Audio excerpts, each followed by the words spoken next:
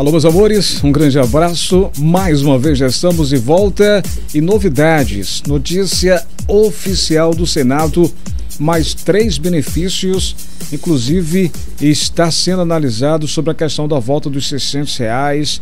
Tudo isso sobre essa CPI dessa pandemia e você vai acompanhar.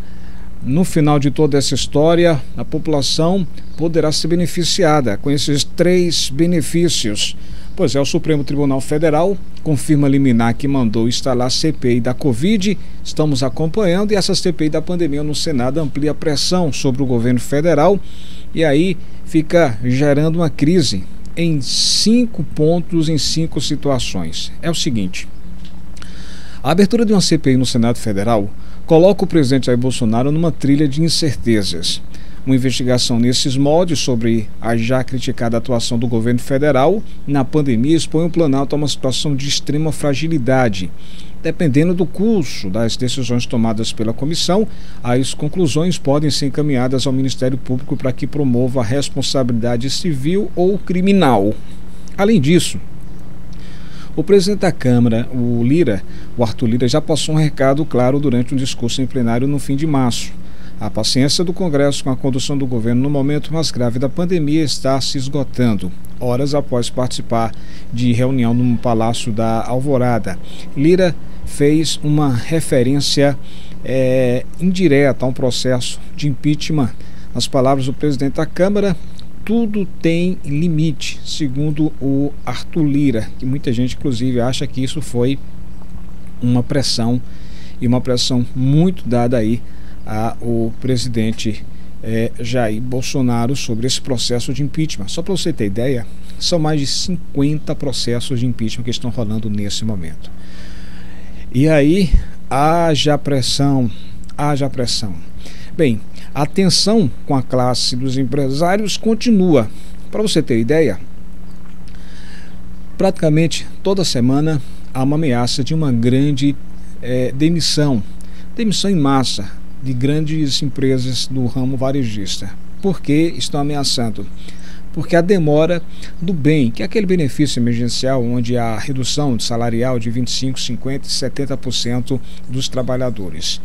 O pessimismo do setor financeiro está sendo exposto publicamente já há 2, 3, talvez 4 semanas por uma carta assinada por cerca de mais de 200 economistas, banqueiros, empresários, representantes do mercado e acadêmicos. O texto classifica o cenário atual como desolador e não se esquiva ao apontar que o governo subutiliza ou utiliza mal os recursos de que dispõe, inclusive por ignorar ou negligenciar a evidência científica do desenho das ações para lidar com a pandemia. Olha, o que está por trás de tudo isso que a gente está acompanhando são 3 benefícios: a volta dos R$600, o 13º dos aposentados e pensionistas, o bem, que é o benefício emergencial. Entenda todo o processo. Um ponto de fragilidade nesse setor é a agenda de reformas do governo, que avançou muito pouco nos últimos meses, travadas no Congresso por conta das consequências dessa crise sanitária gerada pela Covid. Projetos como a reforma tributária, reforma administrativa e uma série de privatizações não dão sinais de que serão analisados com a celeridade, e o governo federal está precisando fazer isso nesse momento. Na tentativa de recuperar a relação com parte do empresariado decepcionado, o presidente Bolsonaro inclusive participou de um jantar em São Paulo com grandes nomes da indústria e também do mercado financeiro, como Davi Safra, presidente do Banco Safra, André Esteves, que é fundador do BTG Pactual. A ideia era justamente estreitar os laços e falar sobre a aceleração da campanha de imunização, mas o presidente manteve a narrativa tradicional com críticas a governadores e prefeitos que defendem restrições, mini lockdowns, e aí foram restrições mais duras para combater a pandemia. E lógico, os empresários não gostaram porque queriam ouvir outras palavras.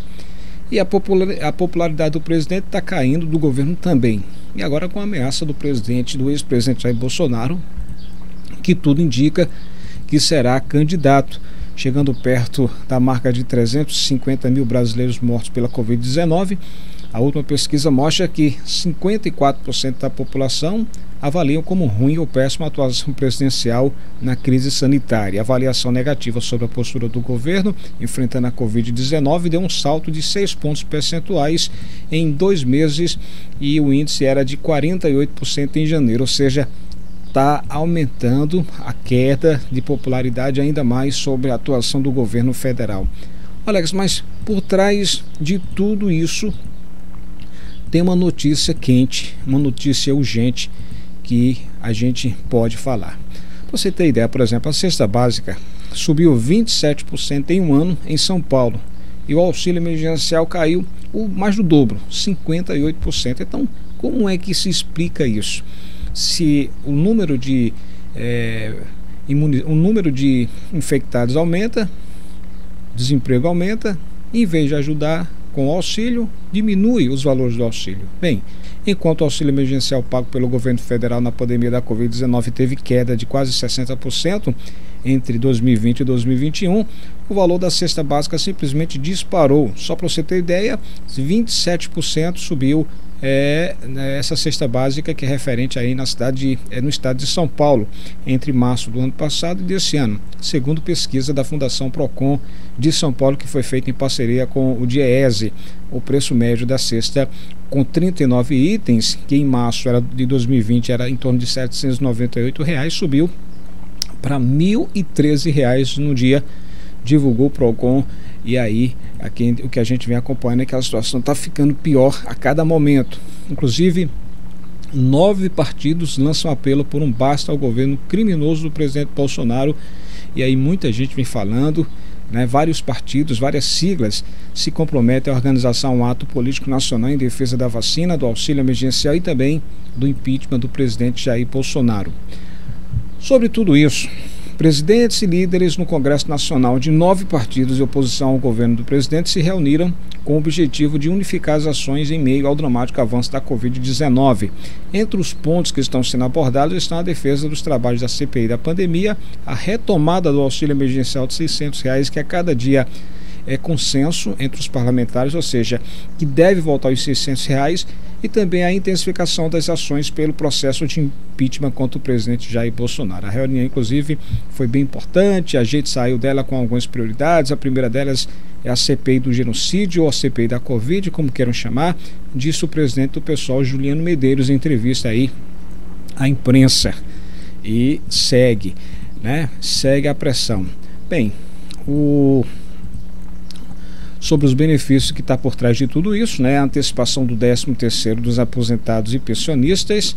A antecipação do 13º ficará, tudo indica que só para o próximo mês, já que ontem, dia 15, infelizmente não foi definido, né? O presidente Jair Bolsonaro tem até o dia 22 de abril para sancionar ou não, né, o orçamento desse ano, mas esbarra aí nas negociações com o Congresso Nacional em trechos polêmicos do texto, como o aumento dos valores destinados para emendas parlamentares. Caso não tome decisão, em 10 dias a matéria será invalidada e justamente a liberação do 13º vai depender desse orçamento. Mas tudo indica que 13º dos aposentados e pensionistas só mesmo vai sair no mês de maio. Sobre o BEM, que é o benefício emergencial de preservação do emprego e renda, permite que as empresas suspendam aí os contratos ou reduzam as jornadas de trabalho e salários. De acordo com Paulo Guedes, ministro da Economia, a volta do programa pode ser anunciada a qualquer momento. Lembre que no ano passado, as empresas que entraram em acordo com seus trabalhadores puderam fazer 3 tipos de redução de jornada, né, de 25%, 50% ou 70%, ou suspensão do contrato, podendo receber 100% ou 70% da parcela do próprio bem. E o terceiro benefício se fala sobre o Pronamp.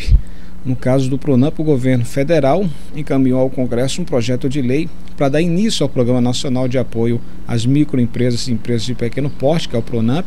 A medida foi implementada no ano passado para oferecer ajuda financeira às empresas afetadas pela pandemia da Covid-19, e o projeto de lei vai modificar o artigo 126 da Lei de Diretrizes Orçamentárias desse ano, a Lei número 14.116.2020, que permite a execução do projeto que tem uma duração específica do ano corrente.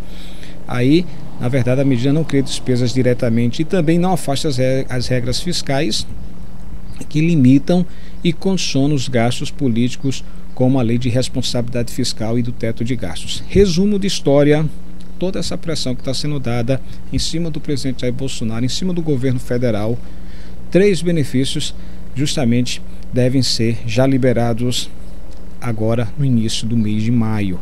E aí a expectativa é muito grande, porque a pressão que está sendo dada pela questão da volta dos R$600, que muitos falam é difícil, mas não é impossível. Mas aí muita gente acredita nesses benefícios. R$600, 13º deve sair agora a partir do mês de maio, 13º aposentados, também o Pronamp, também o BEM, enfim, é ficar na expectativa. Tudo isso está sendo ocasionado também pela volta do ex-presidente Luiz Inácio Lula. Inclusive saiu uma pesquisa agora e mostra que se as eleições fossem hoje, o presidente Lula seria eleito, né? E aí, lógico, isso mexe, isso preocupa muito o atual governo. Dá a tua opinião sobre isso aí. O que é que está acontecendo? É justo essa pressão que está sendo dada ao governo federal ou não tem nada a ver? Dá a tua opinião, tá? Não esquece de dar um joinha, dá um like. É importante você fazer isso, ter essa moralzinha, você que gosta do nosso trabalho, você que aprecia as nossas informações. Eu tô lá no Instagram, lá no blog Alex Silva. Quer estar na minha lista de amigos, então vai lá, blog Alex Silva. Abraço, pessoal, até a próxima. Tchau, tchau.